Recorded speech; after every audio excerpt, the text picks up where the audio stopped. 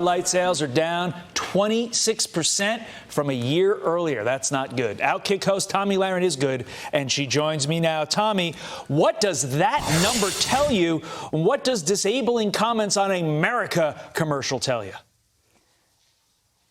Let's talk about the drop, first of all. That tells me that conservative consumers matter, and I think that Bud Light and all other companies out there are starting to realize that the hard way, that for so long conservatives, we get angry and offended by things, but then we never do anything about it. We don't come together like the left does to send a message or make a statement, but now with this Bud Light commercial and this backlash, it shows that conservatives, in fact, do matter. Now, I will say this. I wish conservatives could come together and vote like they came together to boycott Bud Light. I think that would be maybe a better use of our time.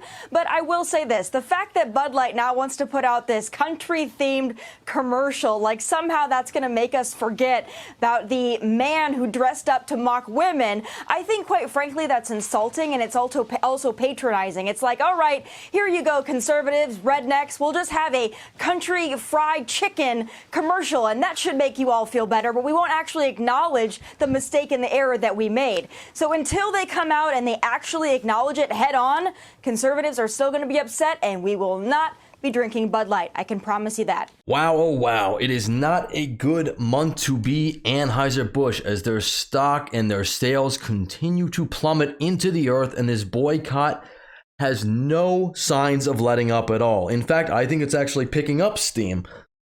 As I've been covering this for about the entire time it's going. I believe 2 weeks ago it was down 17%. Now it is down 26%. And it's going to keep going lower. I think what Tomi Lahren said was very good. I don't think that this is going to slow up. And I don't think Bud Light has any clue what to do. They can't really come out and issue an apology.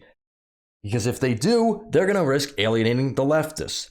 And if they don't, conservatives and moderates are going to keep not buying their product. People are sick of this. They don't want to see real women mocked every time they turn around with, and this is happening with every company. It's happening with Maybelline. It's happening with Nike. But this has definitely been the most successful boycott. I think not only from conservatives, because I don't think it's just conservatives, maybe primarily, but I think a lot of moderates, and I think probably even some sensible leftists are in agreement that this has gone too far. I want to pull this up real quick. As you can see, Anheuser-Busch's stock over the past, 5 days here, it is on a nice downward trend. And we go over to here, it says the numbers are fluctuating between 26 and 27%. Now, I did a story on this earlier, and they said 21%. Now we're getting 26%. What's the real number? I don't really know. Everyone's reporting a little something different. Either way, this is huge, and this should not let up. But I want to get into this article here because people are celebrating this boycott. People are hyped about it. People want to get behind this and champion it because people are fed up. And I 100% agree. Vote with your wallet. Keep this boycott going as long as you possibly can. But let's read here. Bud Light sales drop again, sparking boycotter celebrations. I'm celebrating as well. Get out of here, you ad. Bud Light sales dropped for a third week in April following backlash over a partnership between the beer brand and an influencer, according to industry monitors. Figures from trade newsletter Beer Business Daily cited on Barron's shows sales of the beer outside of hospitality premises fell 26% in the week ending April 22nd.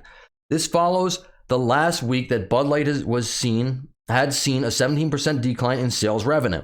So even if it's at 21%, that's still 4% down, 26, 27%, that's 9, 10%. It's still dropping. Since controversy began, the beer sales volume contracting 11% in week ending April 8th and 21% in the week ending April 15th. Oh, it is probably 27% now. If it was 21% in April 15th, we are now in May 2nd here. I'm sure this has actually dropped a lot more. Those who have called for a boycott of the brand have celebrated the news as a further sign that their action was having an impact on the company, which has faced accusations of alienating its traditional customer base. The row has crystallized a border debate about the acceptance of trans individuals in public life.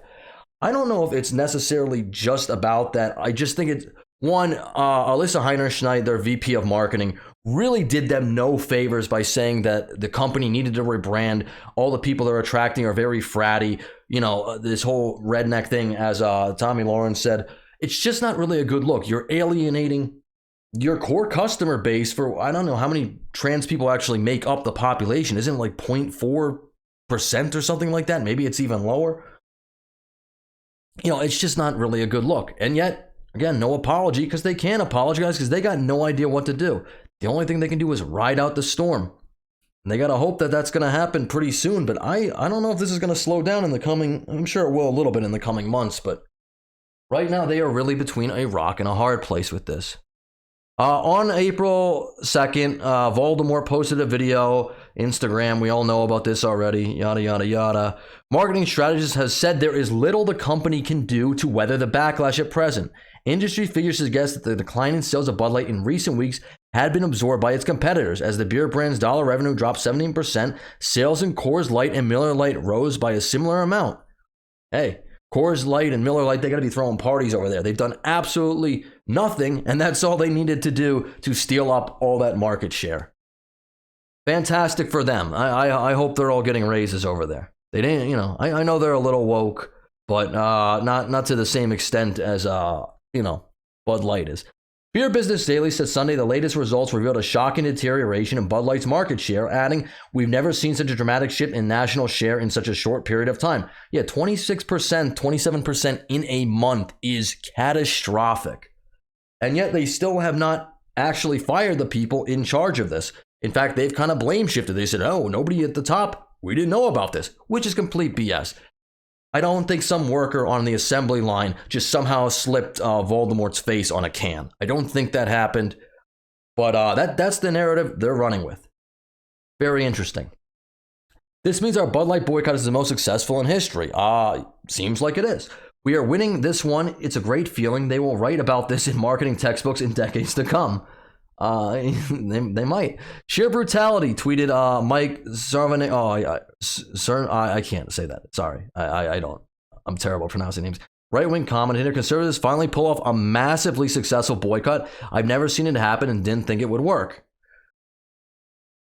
While many have linked the recent drop in sales to the backlash over Bud Light's partnership with Voldemort, there may be other contributing factors. In the story on Friday, the Washington Post argued that the real reason sales were dropping was because of a massive rise in Mexican beer imports, which it said had been facilitated by an Obama-era antitrust action that limited Anheuser-Busch's domination of the market. I mean, yeah, just inhale a lot of copium there, Anheuser-Busch, because that's clearly the reason. That's why this has all happened. You have such a huge market drop in such a short amount of time. It must be outside influence. It's not the obvious thing. It has to be something else. We're moving into conspiracy theory territory here, but hey, whatever. All this drop in revenue might be attributed to Voldemort. Anheuser-Busch noted in its 2020 financial report that last year it bore costs of $51 million in relation to the withdrawal of exports to Russia in the wake of the invasion of Ukraine, as well as $18 million in costs resulting from the coronavirus pandemic, suggesting it would fare better this year. I don't think so. Okay, they're saying they export to Russia or in Ukraine. I can see that dropping the stock a little bit. That's fair. But this humongous drop that's happened over the past month, that has nothing to do with that. That's been going on for a while. I'm sure they've weathered that. They've adjusted to it. This is all due to your poor marketing decisions and that you're between a rock and a hard place. Roll out the Clydesdale horses. Roll out the frogs. Roll out, country music and people drinking beer in the rain. It's not going to help you. And you know what? I don't think no one's crying about this. I gotta say, nobody's losing sleep over it. People are actually happy that this is working. They're happy people are finally pushing it back against this woke nonsense. That's all I got for you right now. Leave a like on the video. Please subscribe to the channel if you haven't. It helps out with the algorithm a whole lot. Really appreciate it. And I will catch you guys all on the next one. Appreciate you listening this long. Later.